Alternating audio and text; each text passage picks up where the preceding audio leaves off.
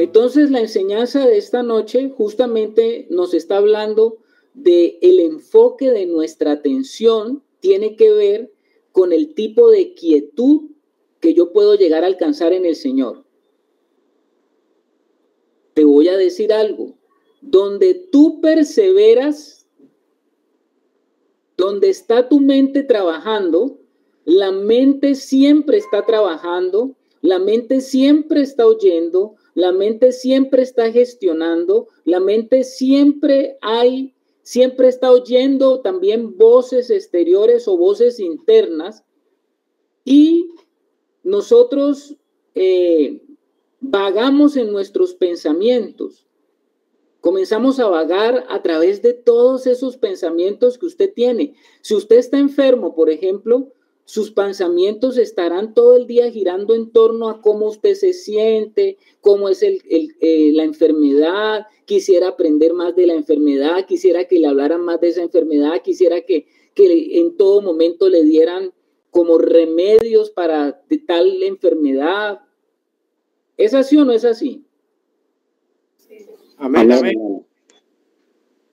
Ahora, la pregunta para ustedes es, ¿cuáles son las voces o pensamientos que son más constantes y recurrentes en el caso de cada uno particular? Si hiciéramos un balance y todos apuntáramos en un papel y cada uno comenzara a decir lo que está pasando en su vida interiormente, creo que cada uno tendría un enfoque diferente. Cada uno tendría algo en lo que está pensando más. Ahora, como su mente está en ese enfoque, como su mente está trabajando en eso donde usted está enfocado, ahí usted va a tener toda su atención. Ahí usted va a estar atento. Siempre vamos a estar atentos a donde está nuestro enfoque. Y aquello que contemplamos, escuche esta noche esto, aquello que contemplamos interiormente se convierte en aquello que va conformándonos en nuestra alma. A ver, ¿qué es lo que les estoy diciendo, hermanos? A ver, ¿qué es lo que está diciendo este hermano? ¿Cómo así que lo que yo contemplo, en lo que yo estoy enfocado, lo que yo estoy mirando permanentemente, la voz a que estoy atendiendo permanente se convierte en algo que va a estar conformando nuestra alma? ¿Quién se atreve de pronto a dar algún comentario acerca de eso? ¿Cómo así que va conformando nuestra alma? Se va moldeando nuestra vida almática de acuerdo a lo que más interés le coloquemos. Sí, señor. Sí, señor, hermano Wilson. Ejemplo, si usted es una persona, como le decía ahora, que padece una enfermedad y usted está en esa enfermedad, lo tiene eso atrapado, entonces usted estará siempre pensando en, voy a comprar un libro de cómo mejorar esta enfermedad, voy a estar en el internet buscando más acerca de esta enfermedad, voy a estar atento a cómo me comporto, y comienza a comprar libros, comienza a escuchar, comienza a oír consejos, y eso va conformando su alma, porque usted quiere adaptarse para obviamente tener salud, quiere escuchar todo lo necesario para encontrar entonces la salud buscada, y el alma se va conformando. Ahora, si tu enfoque es dinero, si tu enfoque es tener más dinero, alcanzar más dinero, todo tu mundo interior va a estar girando en torno a eso, y tu alma se comienza a ser conformada a esa necesidad que tú tienes de generar dinero, y todo lo ves tú en función de cómo consigo, cómo produzco. Estás siempre atento a las posibilidades que se presenten, estás siempre atento a lo que te hablen de cómo generar más dinero, compras libros de eso, te quieres entrenar en eso, quieres hacer cursos de eso. ¿Sí me hago entender? Y vas siendo conformado y te vas conformando a ser un hombre como de querer ganar dinero, o ser un hombre de negocios. ¿Estamos? Amén, amén, hermano. Claro, muy claro, mi hermano. Bueno, quiero decirte ahora esto otro. Aquello que nosotros contemplamos, terminamos atesorándolo. Donde está nuestro enfoque, eso lo convertimos en algo atesorable. Y es muy importante que entendamos esto, ¿no? Porque justamente el Señor Jesús decía que donde está vuestro tesoro, allí estará vuestro corazón. Porque nosotros nuestro enfoque nos permite a nosotros valorar algo sobre todas las otras cosas. Y eso se va convirtiendo como en lo que yo quiero atesorar. Eso para mí se vuelve como en lo más importante. Ahora, hablando en términos espirituales, justamente ayer los que estaban en la carta, estudiando la carta a los romanos con nosotros, se dan cuenta que el apóstol Pablo daba un consejo por allá en Romanos 12. ¿Qué era lo que decía en Romanos 12:2? Él exhortaba, Pablo estaba exhortando. ¿A quién estaba exhortando Pablo? A los hijos de Dios,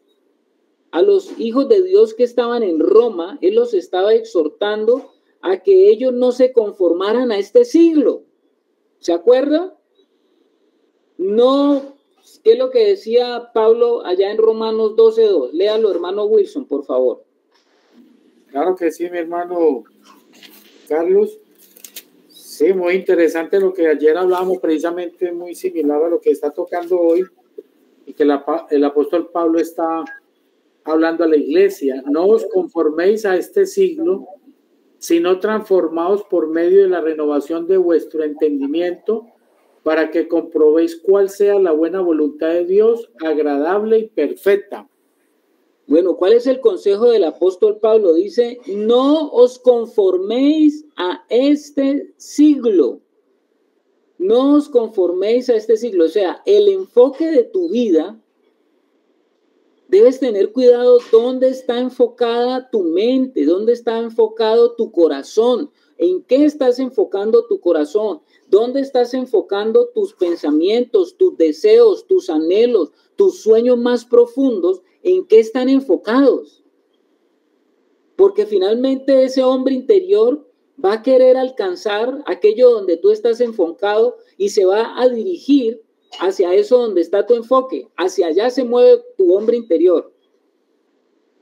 Entonces, el apóstol Pablo nos está dando una recomendación. No os conforméis a este siglo. Se lo está diciendo a hijos de Dios, a cristianos, a esos que estaban en Roma, tanto gentiles como judíos. Ahora, ¿qué significará el no conformarse? No conformarse. A ver, ¿qué significa ese no conformarse? ¿Será querer más de las cosas de Dios? Como no conformarse, es como no agradarse uno de las cosas de este mundo que vivimos, de todo lo que nos rodea. Pienso yo, mi hermano, no sé. Bueno, sí, señor. El no conformarse equivale a que no permitamos ser moldeados.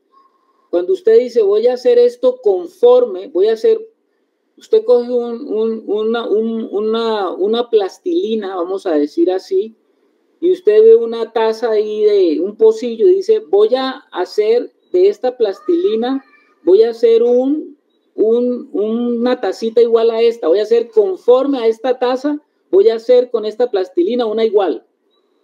Entonces, el ser conformados equivale a ser moldeado, a moldear. Y entonces el apóstol Pablo está diciendo que no nos conformemos o que no permitamos ser moldeados a este siglo. Cuando él se está refiriendo a este siglo, se está refiriendo a lo que estaba ocurriendo en la época del apóstol Pablo. ¿Cuál era el mundo del apóstol Pablo? ¿Cuál era la realidad de vida allá en Roma? ¿Cuál era esa realidad de vida? Entonces a esa realidad de vida en la que nosotros vivimos vamos a llamarla los rudimentos del mundo. ¿Ha escuchado usted eso, hablar de los rudimentos del mundo?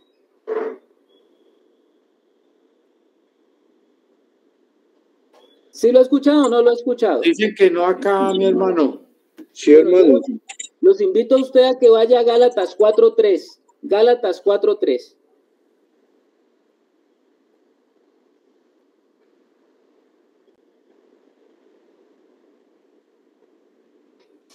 Gálatas 4:3, el mismo apóstol Pablo está hablando acerca de este tema. Mire y verá cómo allá en la epístola a los Gálatas, el apóstol Pablo estaba dando una enseñanza donde estaba hablándonos específicamente sobre esto de los rudimentos del mundo. Mírelo, ¿qué dice allí, hermano Wilson? Así pasaba con nosotros cuando todavía... 4:3 de Gálatas, ¿no? Sí. Empiece, mi hermano, por favor. Algo así pasaba con nosotros cuando todavía no conocíamos a Cristo. Los espíritus que controlan el universo nos trataban como si fuéramos sus esclavos. ¿Qué versión le dice? No sé. En Reina Valera dice, así también nosotros, cuando éramos niños, estábamos en esclavitud bajo los rudimientos del mundo. Pues está bueno ¿sí la escucharon, mis hermanos? A ver, repítala, mi hermano Wilson. Así también nosotros, cuando éramos niños, estábamos en esclavitud bajo los rudimentos del mundo. ¿Sí lo escucharon, hermanos? Ahora, cuando Pablo está hablando de niños, no se está refiriendo a cuando eran pequeñitos, niños pequeños, hablándolo naturalmente. Se estaba refiriendo a la vida espiritual, porque nosotros hemos hablado que la vida espiritual es algo que se desarrolla pasando nosotros por diversas etapas, desde la niñez, la adolescencia, la juventud, la adultez y la ancianidad. Entonces, cuando Pablo está diciendo es que cuando él miraba hacia atrás, él se daba cuenta que había vivido su vida como un niño, y él está dando a entender que cuando se es niño, uno vive bajo los rudimentos del mundo. ¿Estamos hasta allí, hermanos? O sea que cuando la vida de fe, mi hermano, no está en esa madurez, uno se deja atrapar por todos estos rudimentos, por todo este sistema, y finalmente uno va viviendo una vida la cual no quiere Dios que vivamos. Sí, pero señor. Estamos llamados, como dijo el apóstol Pablo allá en Corintios, que cuando yo era niño, hablaba como niño, pensaba como niño, juzgaba como niño, pero cuando dejé de ser niño, o sea que sí estamos siendo llamados a salir de ese estado de niñez. Amén, hermano Wilson. Ahora, cuando el apóstol Pablo está diciendo que no nos conformemos a este siglo, él lo que está diciendo es, usted como un hijo de Dios que va avanzando en su proceso de vida, de crecimiento espiritual, no puede ser como un niño. Usted no puede conformarse a los rudimentos, usted no puede dejar que su alma sea moldeada con los rudimentos del mundo, pues ya fuimos liberados de la esclavitud, de esa esclavitud, porque todo ser humano que nace sobre esta tierra, que es un hijo de Adán, la Biblia lo considera que esa persona está atrapada en un sistema donde es esclavo y vive pegado a los rudimentos del mundo. Y el alma de una persona que está sin Cristo se va moldeando conforme a esos rudimentos. Pero llegó la hora de que los hijos de Dios no conformen su alma a este siglo bajo los rudimentos del mundo, sino que vamos hacia nuestro llamado supremo. ¿Lo estamos entendiendo, hermanos? Amén, amén, hermano. Ya fuimos liberados de esa esclavitud. ¿Y por qué se habla de una esclavitud? Porque es inexorable que un hijo de Adán viva pegado a los rudimentos del mundo, porque no tiene otra opción de vida, no hay otra forma como él pueda afrontar la vida, porque él tiene que afrontar la vida desde un alma que está caída. Y entonces esa persona va moldeando su alma de acuerdo a los rudimentos del mundo. Y el apóstol Pablo hablaba y decía, bueno, nosotros fuimos así. Cuando éramos niños espirituales, nosotros también vivíamos, Pablo se incluía allí, él también vivió bajo los rudimentos del mundo. ¿Cuáles eran los rudimentos del mundo del apóstol Pablo? Ahora, ¿qué entendemos por rudimentos del mundo? Esa sería una buena pregunta, ¿no? ¿Cuáles son los rudimentos del mundo? ¿O qué es lo que entendemos como rudimentos del mundo?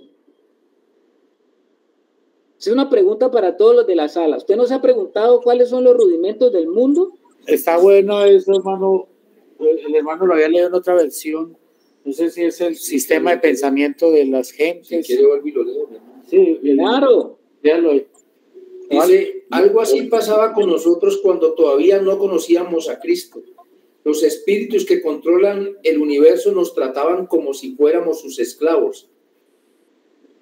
Bueno, y sistemas, o sea que más o menos la experiencia de vida que uno va teniendo y a medida que va comprendiendo, como uno se relaciona con tanta persona que están Adán, son esclavos, y porque tiene mucho tiempo con ellos, o sea, porque son compañeros de trabajo, familia.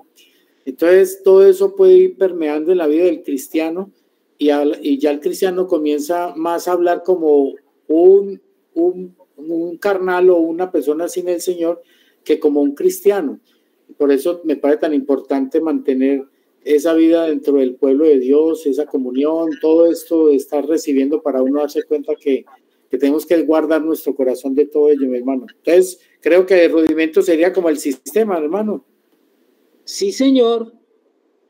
Es todo ese sistema que está a tu alrededor, que está influenciándote todos los días, que está bombardeándote todos los días, que está creándote todos los días necesidades, que está generando en ti pensamientos, que está generando en ti formas de pensar, que está generando en ti ideas, que está generando en ti filosofías, que está generando en ti todo lo que tiene que ver con tu modo de accionar y operar en este mundo, con las cosas que este mundo considera como las más importantes, las más sobresalientes. Eso lo considera la Escritura y la palabra de Dios lo considera como rudimentos, los rudimentos. Voy a decirte algo, la palabra rudimento viene de una raíz que significa aquello que está sin trabajar, aquello que está en estado bruto o en un terreno no cultivado. ¿Cómo le parece? Ese sistema del mundo es un sistema que no tiene nada que ver con Dios. Ese sistema que está allá afuera es un sistema que no ha sido trabajado por Dios, es un sistema que está en un terreno no cultivado por Dios, que no tiene nada de Dios. Ese es ese sistema que usted ve allá afuera. ¿Estamos, hermanos? Amén, amén.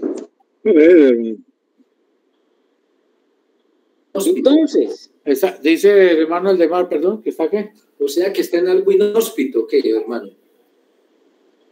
Delante de Dios, sí, es todo lo que está inhóspito de Dios, carente de Dios, pero está allá afuera y la gente vive por eso y la gente vive esclava. La palabra de Dios nos dice que justamente el Señor vino a liberarnos de esa esclavitud. ¿Qué quiere decir eso? Que ya no tenemos que. Eso es dejar de ser esclavo. Ya no tengo que tal cosa, ya no tengo que tal otra. Pero el sistema del mundo, con todos esos rudimentos del mundo, usted sí tiene que, y el hombre natural tiene que. Ahora, te voy a especificar más acerca de lo que son los rudimentos del mundo. Por ejemplo, te voy a hablar de rudimentos del mundo, las tradiciones religiosas. Tradiciones religiosas. ¿Usted cree que Pablo, por qué habla de rudimentos del mundo? Porque Pablo era un muy buen religioso. Ahora, en su religión que él practicaba, que él era, estaba en el judaísmo, él era avanzado. O sea, él era reconocido por ser un hombre muy ferviente en la religión, por ser un hombre muy avanzado en las cosas de Dios según la religión de los fariseos. Y era muy reconocido por eso. Eso, según el Señor, ¿qué era? Un rudimento en el que el apóstol Pablo se movía, porque Pablo se mantenía pensando en su judaísmo. La vida de Pablo estaba centrada y el enfoque de su vida era ser en el mejor de los fariseos. Ese era el enfoque del apóstol Pablo. Y dice la palabra de Dios que eso era un rudimento. ¿Qué otras cosas son rudimento del mundo? A ver, Wilson, mi hermano. Cualquier hermano Aldemar tiene una pregunta. Hermano Carlos, entonces, ¿qué hay que hacer para la liberación de esos rudimentos? Bueno, ¿qué es lo primero que tenemos que hacer? Recibir a aquel que nos puede liberar de esos rudimentos. Y cuando hablamos de recibir, pues es recibir la vida de Cristo, porque la vida de Cristo es la vida nueva, la vida que viene de arriba, la vida que nos saca y nos permite tener un enfoque de vida diferente. Yo salgo de los rudimentos cuando cambio de enfoque, cuando mi enfoque ya no es cuando ya el sentido de mi existencia y el sentido de mi vivir no está en ver los rudimentos como la meta a la cual tengo que llegar. ¿Estamos, hermanos? ¿Lo entendimos? Amén, hermano. Entonces, ¿cuáles son rudimentos del mundo? Las tradiciones humanas. ¿Qué más son rudimentos del mundo? La meritocracia. ¿Qué es eso de la meritocracia? Para ponerles ejemplo, ¿no? ¿Qué es la meritocracia? Nos Vuélvelo. afianzamos a él, hermano. Conocimiento Que uno tiene y se afianza a él y ya, y entonces por lo que uno cree es el mérito que uno le da, hermano. Claro, vivir por meritocracia es que esta vida está sustentada por el mérito personal de cada uno, ¿no? El mérito que cada persona tiene se lo da su profesión, se lo da su tipo de trabajo, se lo da su estatus, se lo da el barrio donde usted vive, se lo da todo ese tipo de cosas que para el hombre son mérito. Eso también es un rudimento del mundo. Aquello que nosotros conseguimos por nuestros propios medios, está diciendo un hermano, por nuestro propio mérito, por nuestro propio... O los logros que nosotros podemos tener también. Esos logros que nos suben a nosotros el ego, ¿no? Esos logros que nos hacen ver a nosotros superiores. ¿Qué más es la mérito? ¿Qué más es otro rudimento del mundo? El éxito. El éxito como el hombre plantea el éxito. El hombre ve el éxito de una manera y eso es deseoso o digno de querer alcanzar. Otro rudimento del mundo, la sabiduría humana. Esa sabiduría humana que es caída, eso también es rudimento del mundo. Hay muchos hombres que se mueven en este mundo y tienen una sabiduría humana caída, natural. ¿Qué es otro rudimento del mundo? Los deseos y los apetitos sensuales. Esos son rudimentos. Hay hombres que solamente se mueven por lo que llenan sus apetitos sensuales.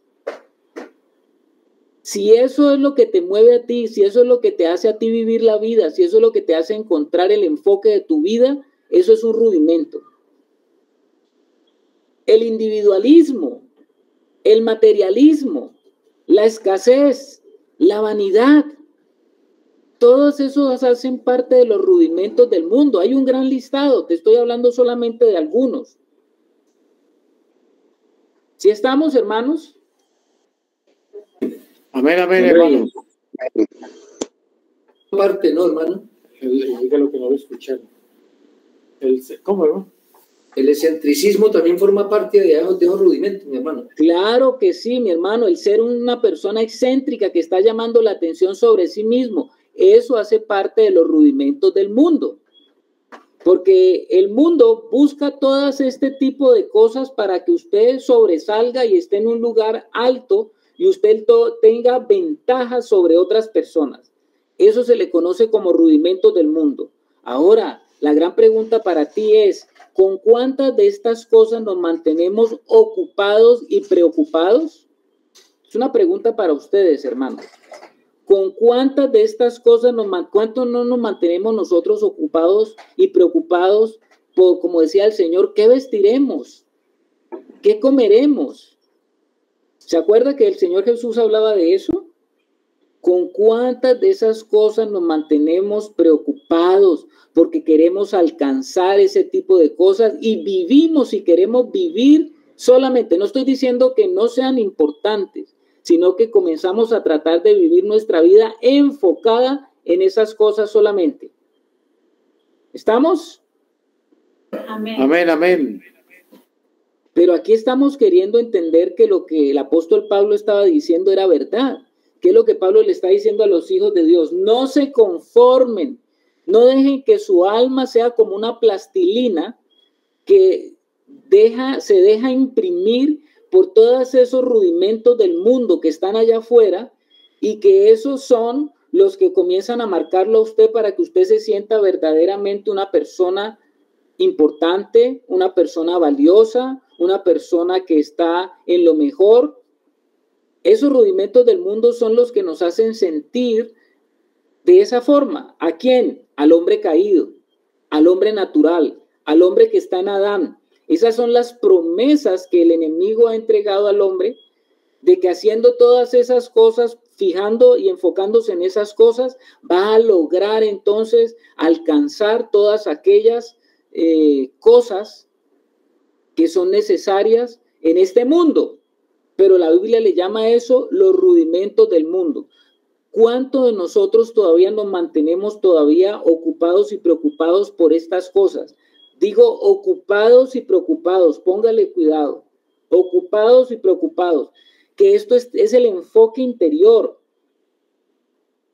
Ocupados todavía en deseos y apetitos sensuales. ¿Cuántos hijos de Dios todavía no están atrapados en esto, en estos rudimentos? ¿Cuántos hijos de Dios todavía no están atrapados en la vanidad?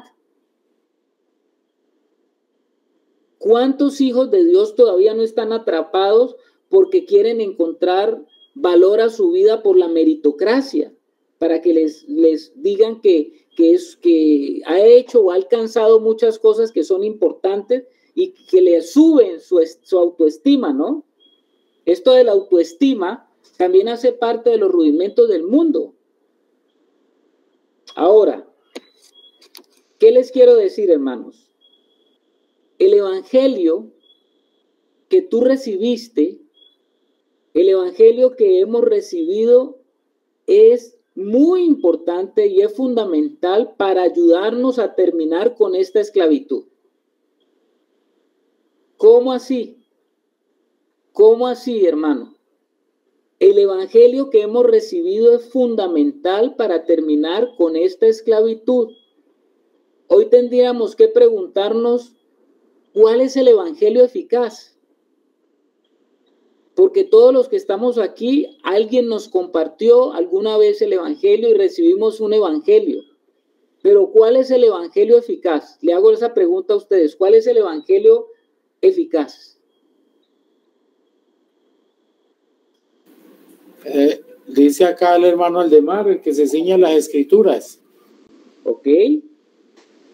Pues, hemos sabido que el evangelio no es un mensaje, sino que es una persona que es Cristo. ¿Ya? Y ahí es donde pues debe estar nuestra mirada, siempre es en Él y en los intereses del Señor. Bueno, esto es muy importante lo que estamos diciendo esta noche. Nosotros tenemos que volvernos a darnos cuenta de lo importante que es el evangelio apostólico completo. Ese evangelio que fue predicado por los apóstoles, porque ese evangelio tenía la particularidad de llevar una vida, como lo que está diciendo el hermano Wilson. Ese evangelio es el que lleva la vida de Dios en él. Ese evangelio no es según hombres, porque este evangelio no busca llenar o satisfacer las necesidades humanas. Ustedes saben que el evangelio de los hombres nunca será eficaz para liberarnos de la condición del hombre caído. ¿Y por qué les estoy hablando de esto, hermano? Porque hoy en día se hablan de muchos evangelios. Hay muchas partes, hay muchos lugares donde se proclama de Dios que no se está predicando el verdadero evangelio. Y te voy a decir una cosa, es imposible alcanzar la madurez espiritual si no somos expuestos al evangelio de Jesucristo. ¿Estamos, hermanos? Amén, hermano. Amén, amén. Mucho cuidado, hermanos, porque no porque alguien hable de Dios, no porque alguien diga, yo leo la Biblia, no porque alguien diga, nosotros nos reunimos y leemos la Biblia, no significa que todo lo que se está haciendo allí tenga verdaderamente o se esté predicando el evangelio de Dios. Y si se nos predica otro evangelio, es imposible alcanzar la madurez espiritual. Ya en tiempos del apóstol Pablo estaba haciendo una amonestación y una exhortación a los Gálatas, porque ya él había llevado el evangelio apostólico, pero dice que habían comenzado a llegar otros evangelios. La palabra evangelio significa buenas noticias. Otros habían comenzado a llevar otras noticias que decían que eran el evangelio y resulta que no era el evangelio apostólico. Vamos a leer Gálatas, capítulo 1, del versículo 8 al 12. Préstenle mucha atención porque Pablo estaba denunciando eso ya en su época.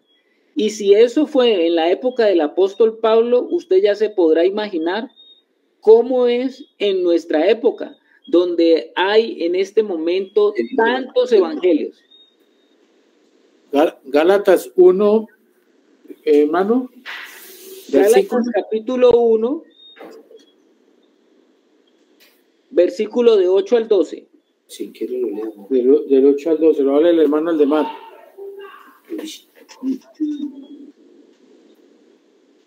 De modo que si alguien viene y les dice que el mensaje de la buena noticia es diferente del que nosotros le hemos anunciado, yo le pido a Dios que los castigue. No importa que sea un ángel del cielo o alguno de nosotros. Vuelvo a repetirle lo que ya les había dicho. Si alguien les anuncia un mensaje diferente del que recibieron, que Dios los castigue. ¿Sigo? Léalo usted, mi hermano, en la versión Valera, hermano Wilson. Del 8 al 10, ¿no? Al 12. Al 12. Más si aún nosotros o un ángel del cielo os anunciare otro evangelio diferente del que hemos anunciado, sea anatema. Como antes hemos dicho, también ahora lo repito, si alguno os predica diferente evangelio del que habéis recibido, sea anatema. Pues, ¿busco ahora el favor de los hombres o el de Dios? ¿O trato de agradar a los hombres? Pues si todavía agradara a los hombres, no sería siervo de Cristo. Mas os hago saber, hermanos, que el evangelio anunciado por mí no es según hombre, pues yo ni lo recibí ni lo aprendí de hombre alguno, sino por revelación de Jesucristo. A ver, usted mismo que acaba de leer, hermano Wilson, ¿qué es lo que el apóstol está diciendo acerca del evangelio?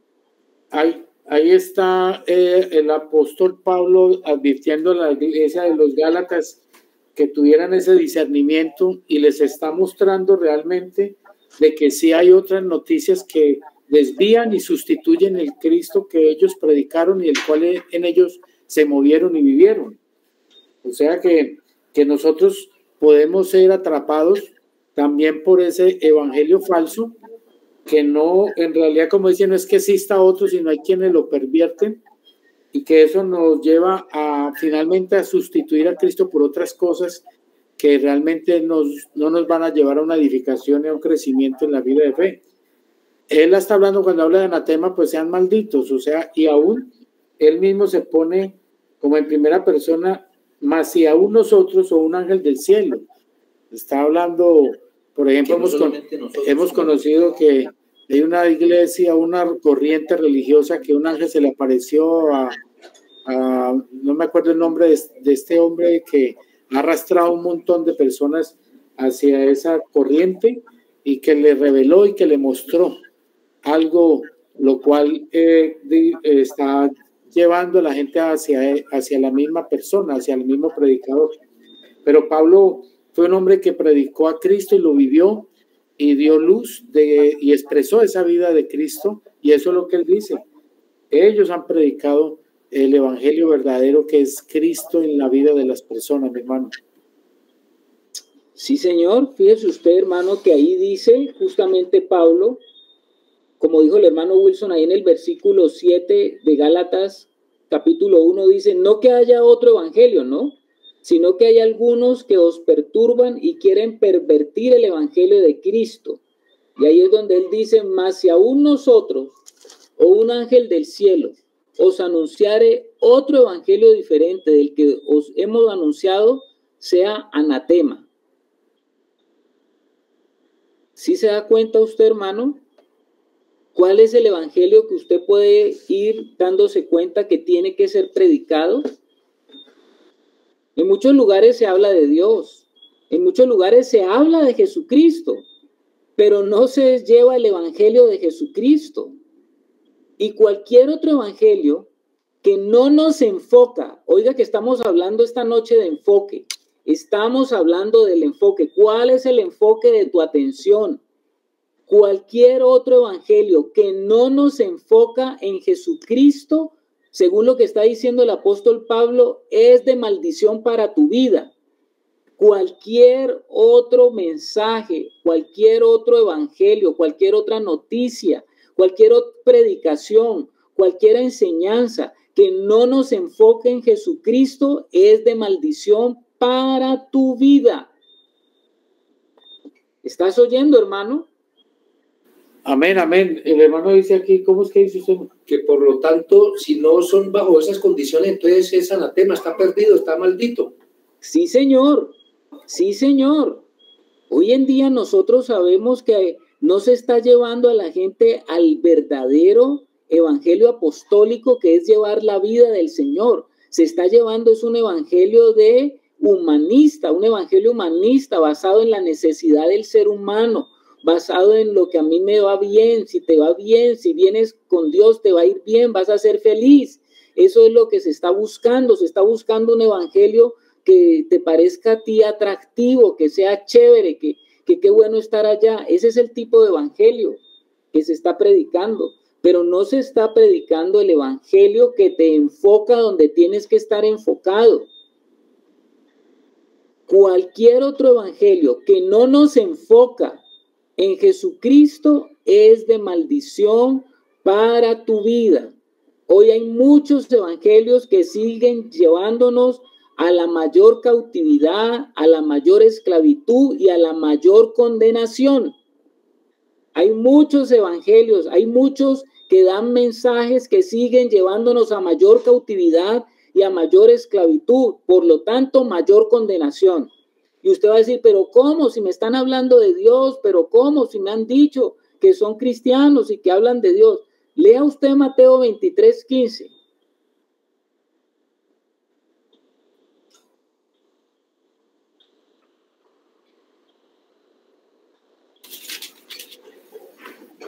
Si algún hermano quiera leer, bien pueda, mi hermano Adelmo, que le gusta también participar. Amén. Bien pueda, amado hermano. Amén. 23:15. Dice así la palabra del Señor. Hay de vosotros, escribas y fariseos, hipócritas, porque recorréis mar y tierra para ser un prosélito, y una vez hecho le hacéis 2 veces más hijo del infierno que vosotros. ¿El 16 también? Hasta ahí, mi hermano. ¿Qué les parece a ustedes eso, hermano Adelmo? Pues que por medio de lo que ellos enseñan, están haciéndolo más, lo están alejando más del enfoque que de lo que estamos hablando, del enfoque en Cristo, en su mensaje apostólico, y lo está sacando de la realidad. Sí, señor. Y eso ¿quiénes lo estaban haciendo? Los fariseos. ¿Y quiénes eran los fariseos? Los mayores representantes de Dios en el tiempo del Señor Jesucristo. Eran los representantes de Dios ante el pueblo, de las cosas de Dios, de las cosas santas. Y ellos, dice el Señor Jesucristo, que con su predicación y con sus enseñanzas de Dios estaban llevando a la gente a ser los más hijos del infierno que cualquier otra cosa. ¿Cómo les parece a ustedes? Sala presencial. Sí, mi hermano, el hermano. Hermano, es que me pareció bonito acá esta versión que dice que mal les va a ir hipócritas. Ustedes van por todas partes tratando de ganar un seguidor y cuando lo consigue lo hacen 2 veces más merecedor del infierno que ustedes mismos. Bueno, a ver, ¿cómo les parece a ustedes si no es importante que nosotros le pidamos al Señor que nos permita estar avanzando en el evangelio de Jesucristo, no en el evangelio, no en cualquier otro evangelio? ¿Estamos, hermanos? Amén. Amén. Te voy a hacer una pregunta. ¿El enfoque del evangelio de Jesucristo cuál es? ¿Cuál es el enfoque del evangelio de Jesucristo? Hermano, que Cristo está en nosotros. El hermano Javier. El arrepentimiento, hermano.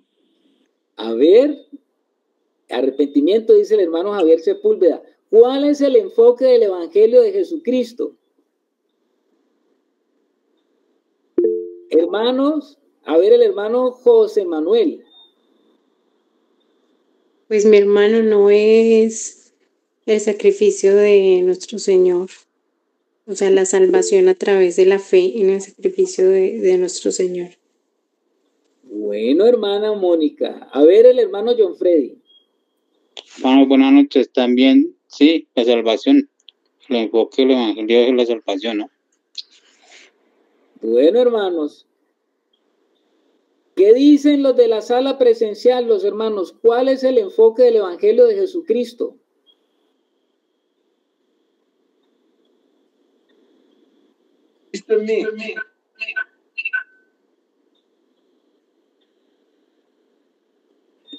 También la comunión con Dios, ¿no? Cristo en mí, dice el hermano Aldemar. El Evangelio de Jesucristo es Jesucristo mismo. No hay otro evangelio. El Evangelio de Jesucristo es Jesucristo mismo. Porque el Evangelio es una persona. Ese es el enfoque del Evangelio de Jesucristo. Y es el enfoque que nosotros debemos de tener ahora como hijos de Dios. Si nos han predicado el Evangelio apostólico completo, el Evangelio apostólico completo es la persona de Jesucristo. Y ese es nuestro enfoque. Hermano Javier Sepúlveda. Hermano Wilson, ¿es el que se puede decir que es el cristocéntrico? Sí, señor. Sí, señor. Porque Cristo es el centro. Cristo es el centro de todo, en todos y para todo. El enfoque del Evangelio apostólico de Jesucristo, es la persona de Jesucristo. Ese es el enfoque del Evangelio. Ahora, si ese es el enfoque del Evangelio y estamos hablando de nosotros entrar en la realidad de la quietud, de estar en quietud, de aprender a estar en silencio para lograr tener un enfoque de nuestra atención, te hago la pregunta, ¿tu enfoque interior dónde debe estar dirigido? En Cristo. ¿Ya estamos entendiendo, hermano? ¿Lo pudiste entender? ¿Estamos, hermanos, o no estamos? Hay muchas, hermano, muchos grupos que dicen estar en Cristo, y lo que cuando uno los escucha, cuando uno está cerca de ellos, uno lo que encuentra que es de palabras, como dijo el Señor, este pueblo de labios me honran, pero su corazón está lejos de mí.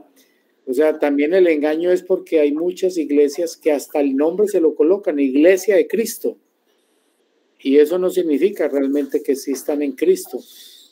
Yo recuerdo un grupo cristiano que tiene el nombre de la Iglesia de Cristo hace varios años atrás, que me dijo: Wilson, te voy a explicar el verdadero evangelio, porque el evangelio que vos recibiste fue el de tu denominación, y ese evangelio no es el verdadero es el que predicamos aquí en esta iglesia, y por eso se llama la Iglesia de Cristo, y tiene que tener estos 5 fundamentos.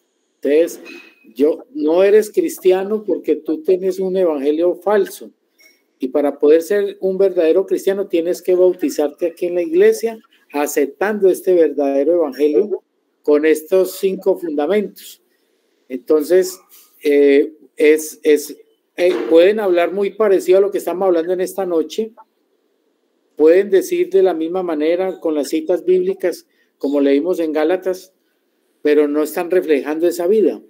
Es una vida religiosa, una vida sin crecimiento, una vida de solo amar los que están bajo ese rótulo, pero no los hermanos de otras partes, y muchas maneras de mostrar que no hay realmente una vida manifiesta en estos cristianos religiosos, porque hasta así pueden ser hermanos, pero que se vuelven muy sectarios y personas muy, muy bien engañadas, que la iglesia es donde están y que las enseñanzas que aquí dan son las que realmente se necesitan para ser un verdadero hijo de Dios. Amén. ¿Cuál es el enfoque del Evangelio de Jesucristo? Es Jesucristo. Y cuando estamos hablando del enfoque interior, ¿en qué consiste ese enfoque interior que tanto estamos hablando esta noche? Que nuestro enfoque interior, de nuestra hombre interior, debe estar dirigido a conocer esa persona que habita en tu interior. Ahí está el enfoque que hemos estado hablando, porque hemos estado diciendo que el enfoque habla de mi atención, y mi atención tiene que ver con esos pensamientos recurrentes que nos mantienen entretenidos. Entonces, si a nosotros se nos ha predicado el Evangelio de Jesucristo, nos tienen que decir que ahora nuestra vida tiene una vida dentro de nosotros y que el enfoque interior debe estar dirigido a conocer esa vida o a conocer esa persona que habita en tu interior. ¿Sí me hice entender, hermanos? Amén, hermano. Ese punto, mi hermano, reitero en lo que le comento, mi hermano, porque en su momento yo, cuando en especial uno de los líderes de esta iglesia, que son aparentemente muy cristocéntricos, como los corintios, cuando decían en la división, nosotros somos de Cristo, otros decían somos de Pablo, y ellos decían que estar en Cristo es estar allá en ese grupo, y lo acaba usted de decir de una manera de poder entenderlo. O sea, una cosa es estar en un lugar y otra cosa es estar en Cristo. Y que me lleven a mí a pensar que estar en Cristo es estar en un lugar, es estar con un rótulo, con un sistema doctrinal. Eso es equivocado. Pues por eso es que cuando se habla de que el Evangelio no es un mensaje, sino una persona, entonces yo me relaciono con la persona del Hijo de Dios en mi espíritu y expreso una vida nueva que es en realidad estar en Cristo Jesús. Yo creo que lo que estás diciendo es supremamente importante, hermanos, porque algunos, aunque hablan de Cristo y que dicen que son verdaderos, los verdaderos, pues usted en la práctica se da cuenta que lo están llevando es a algo exterior, a algo externo, a identificarse con algo externo por una forma, por un lugar, por un líder, por una visión. Eso no es el verdadero evangelio apostólico, porque ninguno de los apóstoles hacía eso. Ninguno estaba llamando a que las personas fueran a su grupo, fueran al lugar donde ellos se reunían, estuvieran metidos tratando de vivir las cosas como el grupo lo vive. Eso no era lo que estaba diciendo. No es que yo soy más cristiano porque yo me he visto así. No, es que yo soy más cristiano porque aquí entonces las mujeres no se pintan. Pues eso no es el verdadero evangelio de Jesucristo, porque a eso no es que nos está llevando el Señor y ni ese es el enfoque de la vida de Cristo. Hermano John Freddy. Hermano, es totalmente cierto. Yo estoy en una dominación.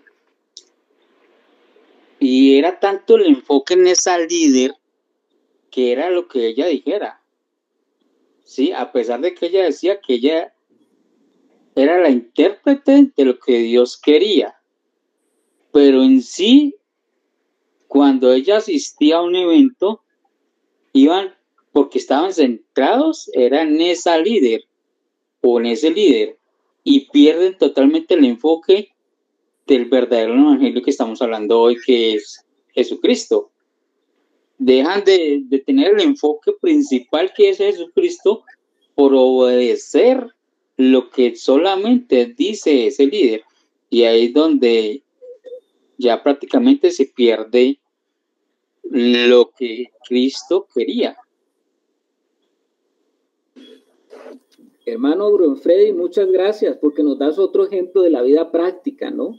Nos das otro ejemplo de la vida práctica. El evangelio de Jesucristo es Jesucristo mismo.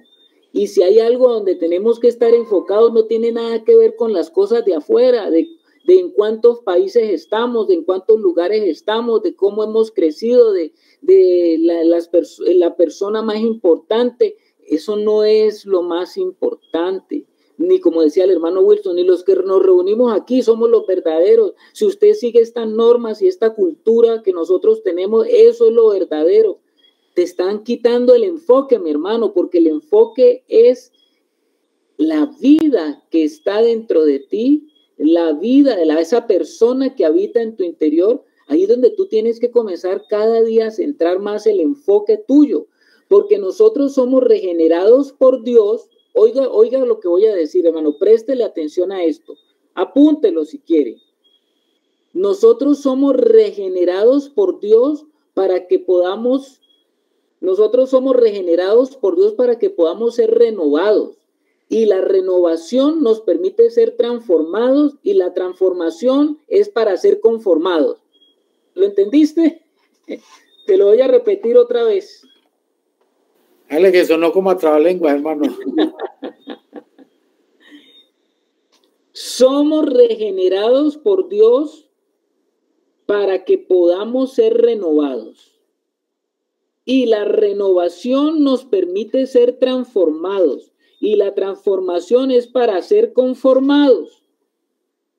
Ahí hay 4 palabras involucradas: regeneración, renovación, transformación y conformación.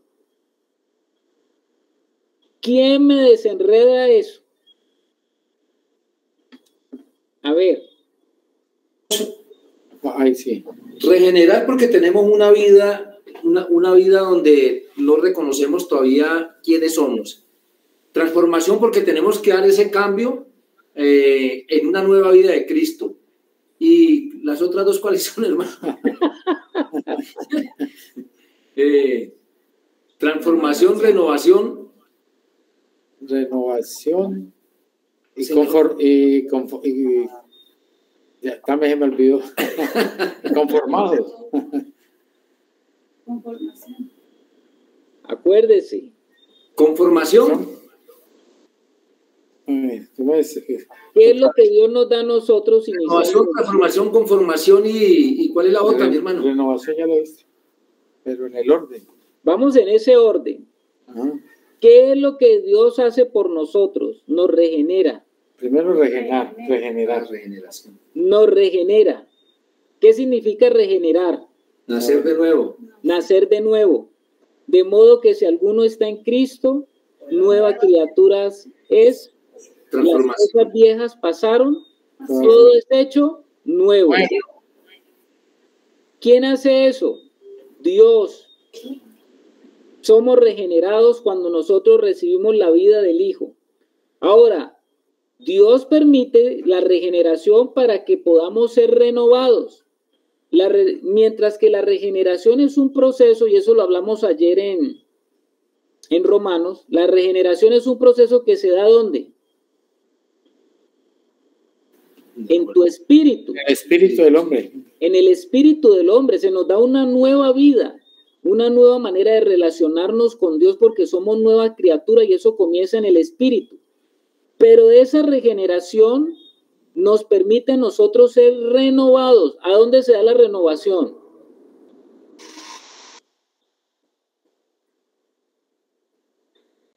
¿En la mente? En el alma. En el alma.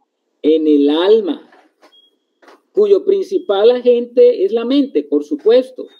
Sino que no os conforméis a este siglo, sino que sean transformados por medio de la renovación de vuestro entendimiento. O sea que somos renovados en nuestra alma y esa renovación que está ocurriendo, que comienza en la mente, nos permite ser transformados. Porque la palabra transformación es la palabra metamorfosis. Vamos sufriendo una metamorfosis. Y esa metamorfosis es para que seamos conformados.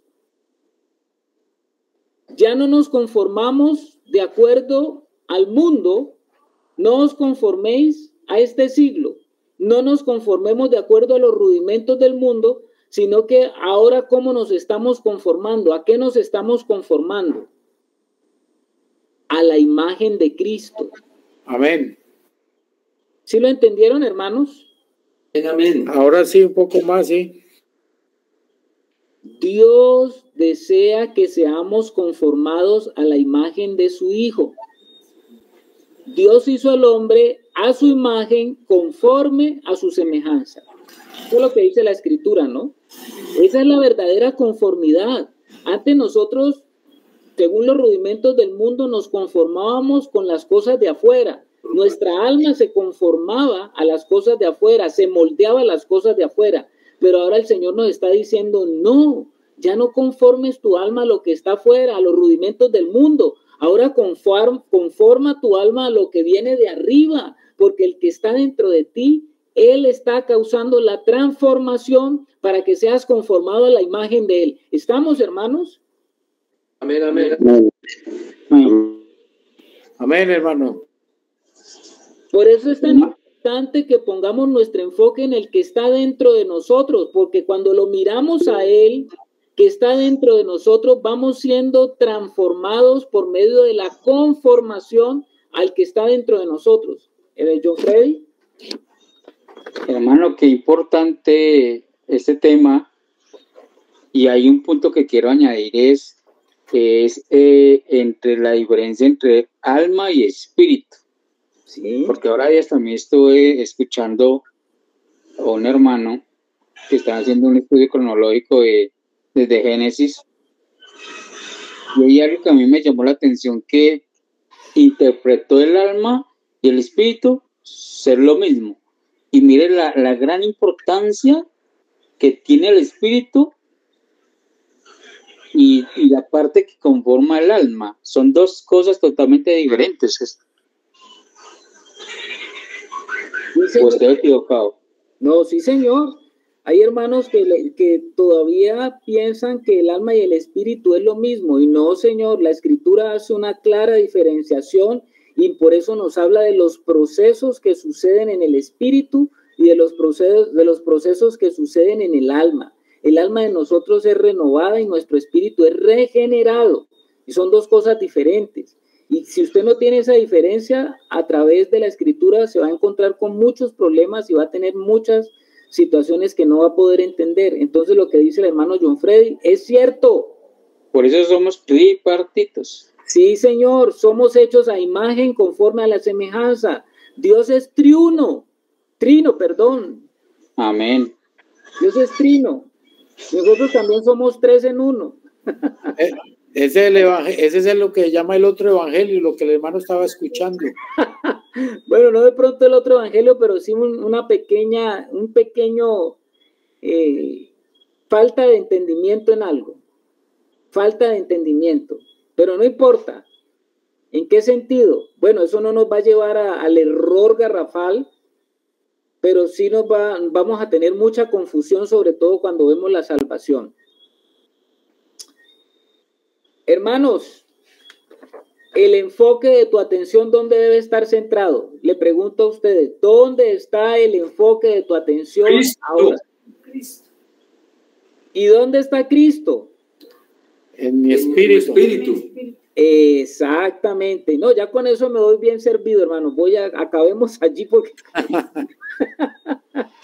¿Y qué está renovando nuestra alma? Nuestra alma está siendo renovada, porque ya nuestro espíritu fue regenerado. En el momento que yo creí en el Señor Jesucristo, se operó algo ya automáticamente, que es la regeneración de nuestro espíritu. Ahora nosotros estamos en el proceso de la renovación, porque nuestra alma tiene que ser notificada de lo que pasó. Nuestra alma tiene que ser notificada de que ya llegó una nueva vida y que ahora tiene que depender de esa nueva vida para que ella pueda ser transformada. Hermano José Manuel. Gracias, mi hermano Carlos. Es que me surge una pregunta referente al alma y el espíritu ahorita que se está hablando del tema. Y es referente al versículo que dice que la palabra de Dios es viva y eficaz, y al final dice que divide el alma del espíritu. Sí. Esa traducción está mal hecha hacia la Reina Valera del 60, o sea, si es una mala traducción o realmente es literal como dice, divide el alma del espíritu. Y si es así, porque la divide o cómo la divide, no sé. Muy buena la pregunta, hermana Mónica, muy buena. Algunos hermanos, sobre todo los hermanos que no entienden esa diferencia entre alma y espíritu, dicen que hubo una mala traducción. Pero no, yo no creo que haya habido una mala traducción. ¿Qué es lo que pasa? Cuando una persona está sin el Señor, es una persona que vive por las altibajos, interpretaciones de su alma. O sea que es una persona que vive en su alma caída. Así se le conoce, una persona que anda en su alma caída.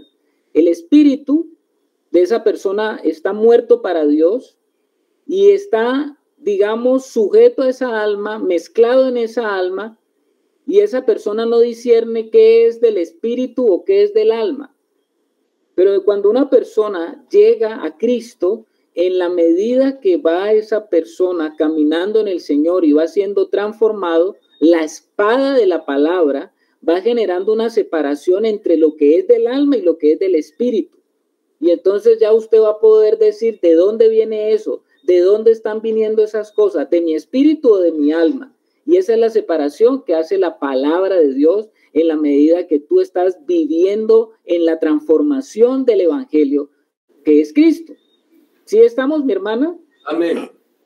Amén. Que la espada hace ese trabajo, la espada de Dios. Exactamente. Ya entonces dejas de ser una persona que ya comienza a entender que lo que estás sintiendo no viene del espíritu, sino que viene de tu carne o viene de tu yo. Y vas comenzando a entender que hay una clara diferencia entre una cosa y otra cosa. Por eso es que hay personas que están confundidas porque creen que ciertas manifestaciones y ciertas cosas vienen del espíritu, pero no son de su espíritu, son sus emociones. Bueno, y eso lo va aclarando el Señor en la medida que vamos madurando. La sala presencial levanta la mano. O sea, mi hermano, perdón hermano que hoy estoy muy preguntón, o sea, mi hermano, que cuando uno comienza a discernir lo del espíritu es porque verdaderamente está el fundamento en uno.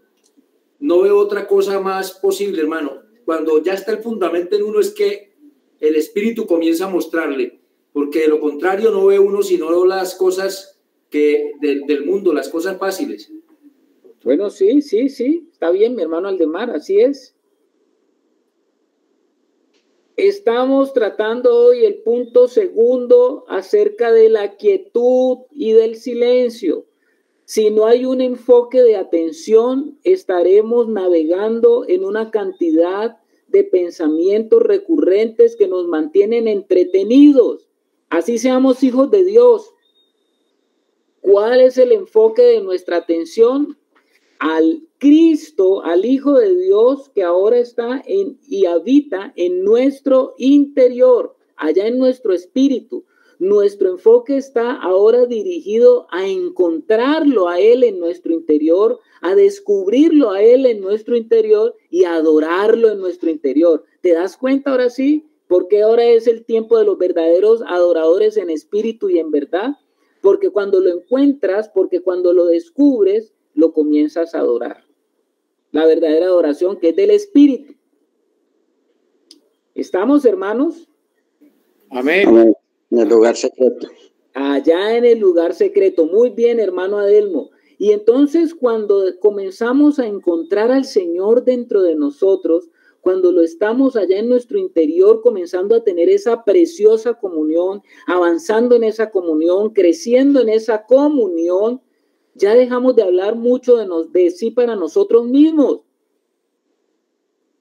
Ya dejamos de hablar mucho, ya la loca de la casa no es la que nos lleva la rienda de los pensamientos. Ya no somos como ese potro o ese caballo indomable que está llevando pensamientos de aquí para allá. Ahora nuestros pensamientos comienzan a estar sujetos y nuestro enfoque está en querer más hablar con el Señor dentro de nosotros que hablar con nosotros mismos. Hay una diferencia muy grande entre hablar conmigo mismo y que hablar con el Señor que está dentro de mí. No hay una diferencia. Enorme, dice aquí la sala presencial. Muy grande, muy grande. Allá en ese interior comienza a haber una comunión, comienza a haber una relación como nunca antes la has experimentado, porque ya sabes que Él está allí y que Él quiere ser encontrado, que Él quiere ser descubierto, que Él quiere que tú tengas una comunión permanente con Él. Entonces, ya esos pensamientos se van aquietando porque comienzan a entrar bajo la sujeción de Cristo. Porque tú comienzas, cuando vengan esos pensamientos a querer perturbarte, a querer llevarte, a querer arrastrarte, los vas a decir, no, Señor. Señor, ayúdame a tener ahora y a escucharte a ti y no dejarme llevar por estos pensamientos. Señor, controla estos pensamientos. Señor, calma esta tempestad. Señor, calma estos vientos que se están levantando en mi interior. Señor, hazlo tú. ¿Me entendiste ahora sí? Amén, amén. Y entonces vamos a ir entendiendo profundamente lo que dice Hebreos 12, ¿no? Hebreos 12, capítulo 12.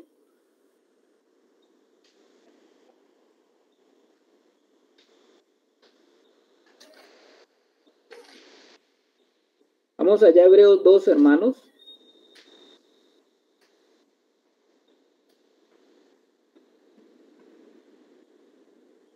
¿Qué dice Hebreos 12, capítulo 2? Hebreos 12, versículo 2. Amén.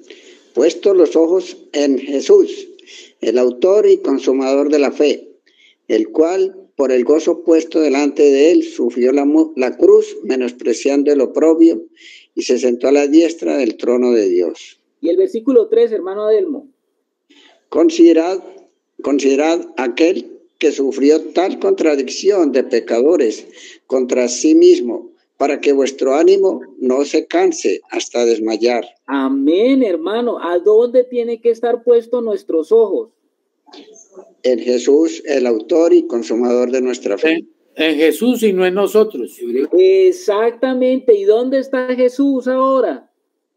En nuestro espíritu. Nuestro espíritu. Dentro de mí. Allí voy a poner mis ojos. Dejo de poner los ojos afuera, en las circunstancias, en cómo yo estoy viendo lo que está ocurriendo, lo que me está desesperando, los pensamientos, los rudimentos del mundo que están afuera queriendo entrar a mí para tomar parte de mi alma. No, voy a estar ahora aquietando mi alma, alma mía, espera en Jehová. No te dejes llevar, no te dejes arrastrar, alma mía.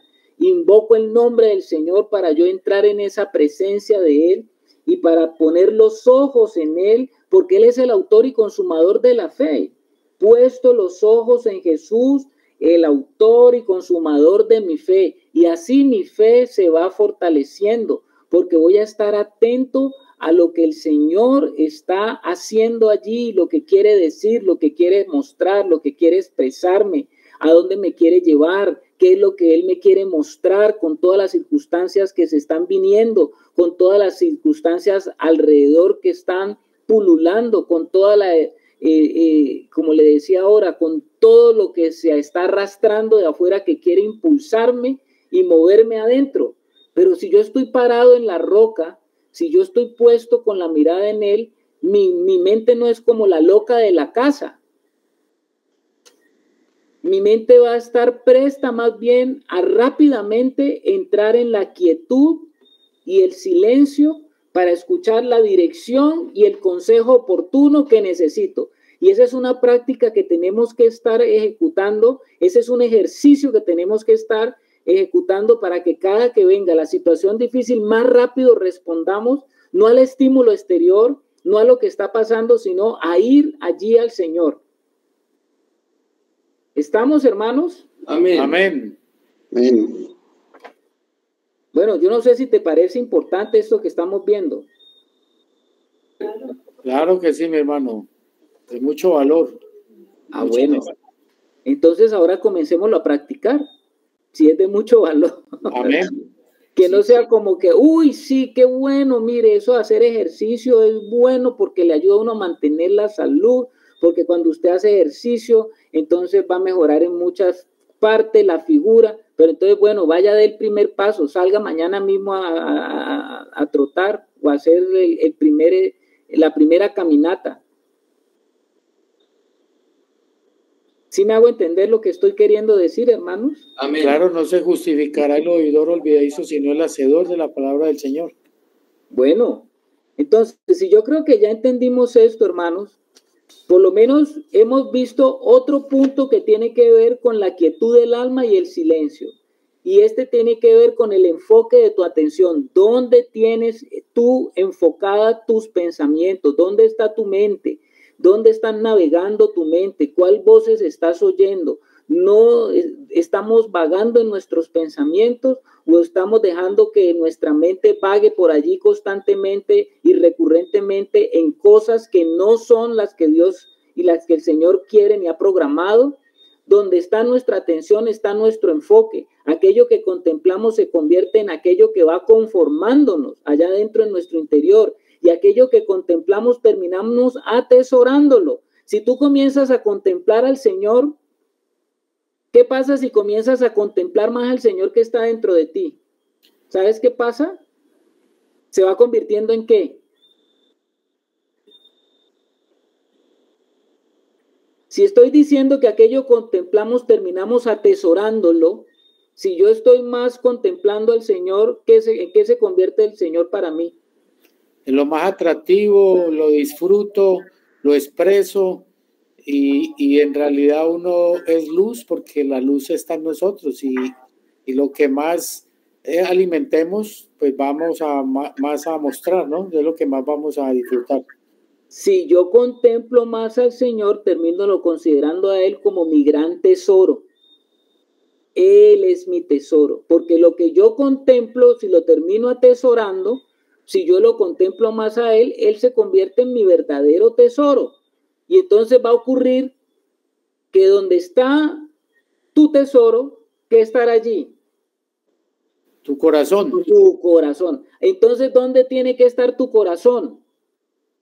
En Cristo Jesús. En Cristo, que es mi gran tesoro, hermano. Él es mi tesoro. Y entonces, si mi corazón está así, entonces yo ya no estoy siendo conformado a este siglo, sino que estoy siendo conformado a Él, a Él. El enfoque del Evangelio es la persona de Jesucristo. Nuestro enfoque interior estará dirigido hacia mi tesoro y mi tesoro es Él. Es como cuando usted tiene una gran fortuna. Su pensamiento gira en cómo cuidar esa fortuna, cómo va esa fortuna. Mi fortuna está aumentando o está disminuyendo. Mi fortuna ahí está su corazón, porque usted tiene que estar viendo y manejando esas cosas a ver cómo le va bien, cómo no se le pierde, cómo su fortuna sigue amasándola, cómo invierte su fortuna para que su fortuna no se quede quieta y pierda y se deprecie. Y si el Señor se convierte en nuestro tesoro, entonces, ¿qué pasa?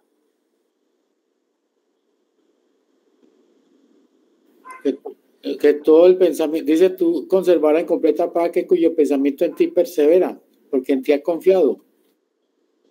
Se convierte en nuestro tesoro. Se convierte en nuestro tesoro y vamos a comenzar a disfrutar de lo que significa la verdadera herencia, esa que dice la palabra del Señor, que si nosotros estamos en Cristo, somos coherederos, herederos de Dios y coherederos con Cristo. Y entonces si tenemos a Él como tesoro, vamos entonces a disfrutar de la herencia o de la herencia que ya tenemos, pero que no disfrutamos. ¿Y por qué no disfrutamos? Porque todavía el Señor no ha llegado a ser nuestro verdadero tesoro. Hoy nos